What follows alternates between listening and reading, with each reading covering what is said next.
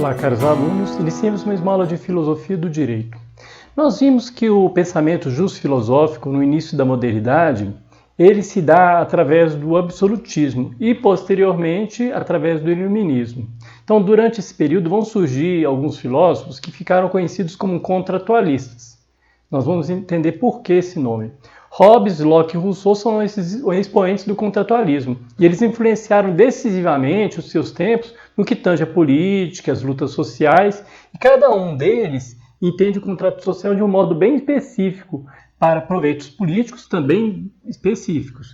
Por exemplo, Hobbes ele é o mais vigoroso defensor teórico do absolutismo. Então, ele defende, de uma maneira um pouco diferente dos medievais, a ideia de absolutismo, porque nos medievais você tem uma ideia que se fundamentava do poder do soberano com um poder divino de Deus, um poder divino. Para ele, não. Nós vamos ver.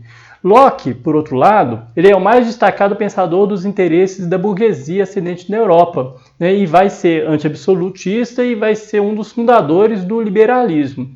Já Rousseau, ele compromissado com as questões sociais, é aquele que consegue fazer a tensão mais profunda na própria filosofia política, e na filosofia do direito moderna, sendo então um crítico da democracia e da própria verdade social moderna.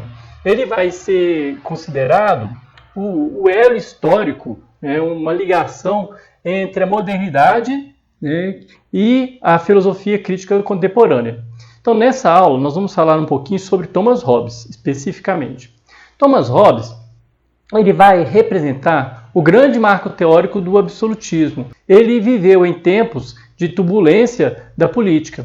A realeza inglesa, ela enfrentou momentos de ataques e restauração. E Hobbes, ele procurava fundamentar o poder do monarca em suas obras. Então, a ideia dele eu vou justificar por que o monarca tem esse poder.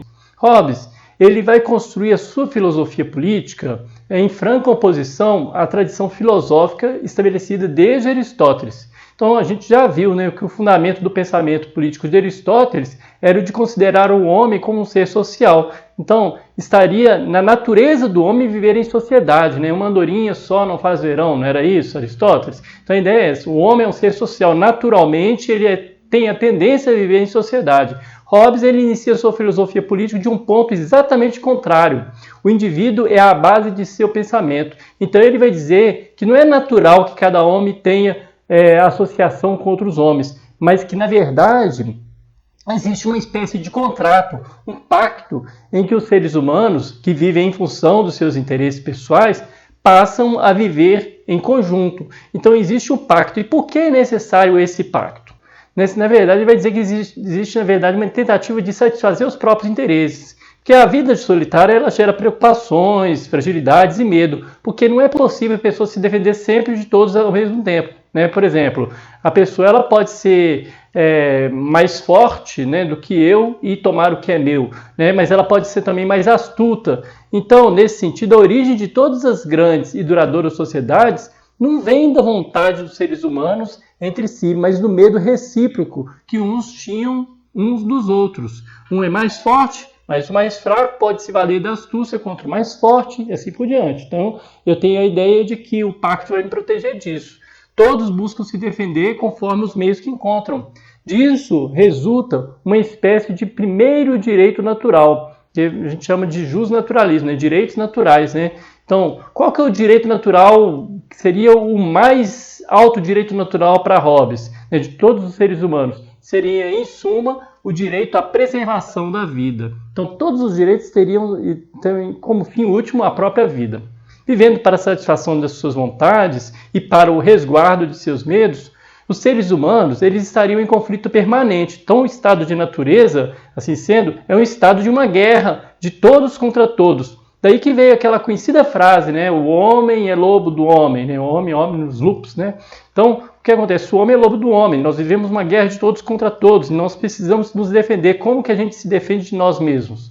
Então, se no estado de natureza há uma guerra de todos contra todos, a associação entre os seres humanos ela se apresenta como um meio de resguardar a vida e os direitos de cada um. Resumindo, é o medo que gera o contrato social, onde cada uma das pessoas transfere todos os seus direitos e poderes a um representante, que seria o monarca, ou a vários representantes, a assembleia.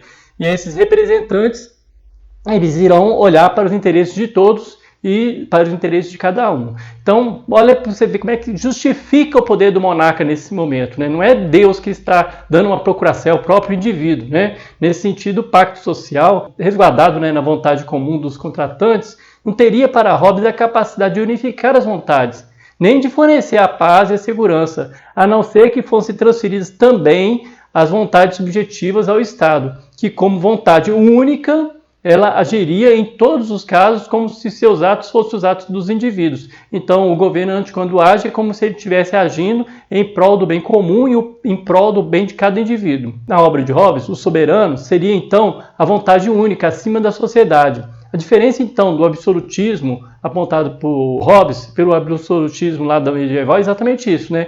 No absolutismo medieval, você teria ali Deus dando uma procuração. Nesse absolutismo de Hobbes, seria o próprio indivíduo, por causa do medo, do conflito, que vai se submeter ao poder do Estado. Por isso que Hobbes é considerado um filósofo de transição dentro da modernidade. Não é anti-absolutista, né? Porque ele vai ainda defender o poder do monarca. Mas os iluministas depois vão se apropriar disso e fundamentar o anti-absolutismo, né? O iluminismo, né? Então, o que vai acontecer? O contrato social ele é um instrumento teórico típico dos iluministas, que buscavam fundar uma ordem burguesa contra o poder ilimitado dos reis. Hobbes, ele é absolutista, então parece meio paradoxal, mas com essas ferramentas inovadoras, ele vai acabar favorecendo a reflexão e depois deu margem para os iluministas recusarem o poder do monarca. Então, como que a gente sabe que um contrato funciona? Olha, o contrato sempre funciona da seguinte forma, tem duas partes. As duas estão em comum acordo, as duas assinam o contrato e as duas concordam com tudo que está no contrato.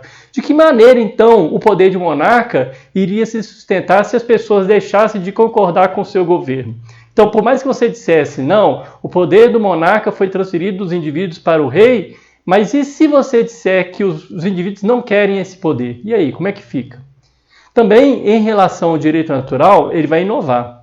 Para Hobbes, a mais alta expressão da justiça está no cumprimento das determinações do soberano, na medida em que os seres humanos alienaram seus interesses pessoais àquele que lhes dá em troca a segurança e a paz.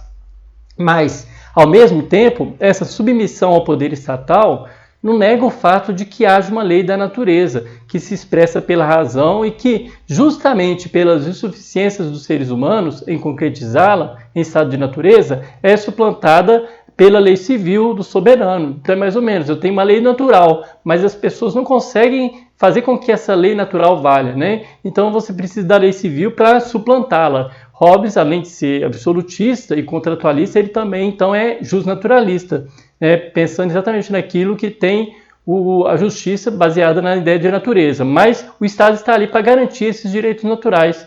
Então Hobbes ele vai situar o eixo das leis e do direito na ideia de autopreservação.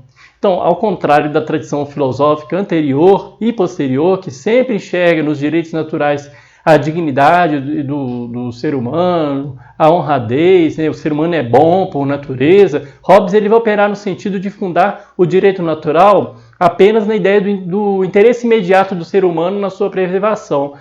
Eu tenho que preservar-me. Então, o direito natural ele tem que ser resguardado. Então, eu preciso do monarca, eu preciso do rei. Esse direito de preservação resulta da razão, mas, além disso, é uma condição humana, concreta. Por direito natural, os seres humanos eles podem se defender, mas mesmo que não fosse permitido eu me defender, eu iria ali não me defender? Não, eu vou deixar todo mundo fazer o que bem. Não, eu vou me defender. Se alguém atinge minha vida, eu vou tentar me defender. Além disso, por causa da inclinação do ser humano às suas paixões, e nesse sentido sempre tentar se favorecer de alguma maneira diante dos outros, não dá para a gente esperar que a razão, que é a lei natural, venha a imperar. Então, para Hobbes, apesar das leis da natureza, das leis serem são leis naturais, é necessário um poder que mantenha a segurança. Resulta daí para ele a necessidade de que as leis naturais sejam concretizadas por meio do soberano, através do Estado. Mas o soberano, cujo poder absoluto vem do pacto social, não está submisso às leis naturais. Então é interessante, ele cria as leis, mas ele não é submisso a elas. Seu poder é absoluto, e os indivíduos que pactuaram viver em sociedade não podem se opor à determinação do soberano. Então, nesse sentido, sua autoridade é a justiça, e o súdito tem que submeter às leis civis e não às leis naturais. Então a ideia é essa, eu tenho que submeter ao soberano. Ah, mas eu quero resguardar a lei natural, mas é para isso que você está submetendo ao soberano, né? Mas há uma exceção à submissão total ao soberano. Lembra-se que eu falava que o principal direito que as pessoas têm é a autopreservação? Então, a exceção para essa submissão seria o direito de se valer dos meios necessários para preservar a própria vida.